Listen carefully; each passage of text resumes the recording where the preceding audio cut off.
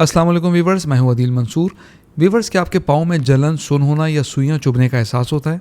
क्या आप जानते हैं कि आपकी रोज़ाना खाई जाने वाली चंद ग़िज़ाएँ आसाब को मज़ीद कमज़ोर भी कर सकती हैं और मजबूत भी? आज की इस वीडियो में हम इस बारे में बात करेंगे।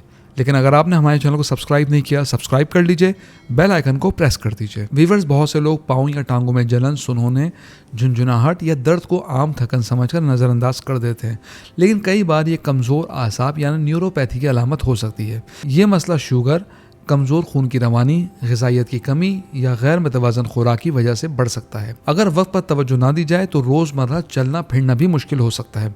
आइए जानते हैं 5 ऐसी ग़िज़ाओं के बारे में जो आसाब की सेहत को सपोर्ट करने में मददगार रहती हैं। सबसे पहले है अंडे।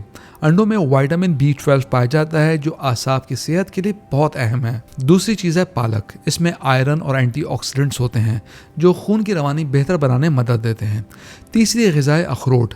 अखरोट में सेहतमंद फैट्स और ग़िज़ाई अज्जा मौजूद होते हैं जो दिमाग और आसाब दोनों के लिए फ़ायदेमंद हैं। चौथी चीज़ है हल्दी। हल्दी में कुदरती खुसूसियत पाई जाती है जिससे सोजिश कम होने में मदद मिलती है और ये नेचुरली एंटी इन्फ्लेमेटरी है।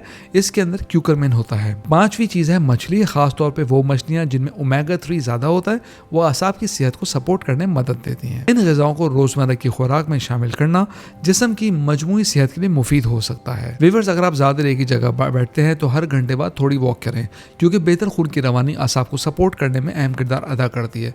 साथ में पानी का इस्तेमाल भी ज़्यादा कीजिए। लेकिन याद रखें, अगर जलन, सुन होना या दर्द मुसलसल बढ़ रहा है तो सिर्फ घरेलू ग़िज़ाओं पर डिपेंड ना करें, डॉक्टर से ज़रूर मशवरा करें। हम उम्मीद करते हैं आज की वीडियो आपको पसंद आई होगी। कमेंट बॉक्स में अपनी राय से ज़रूर आगाह कीजिएगा। अगली वीडियो तक के लिए अल्लाह हाफ़िज़।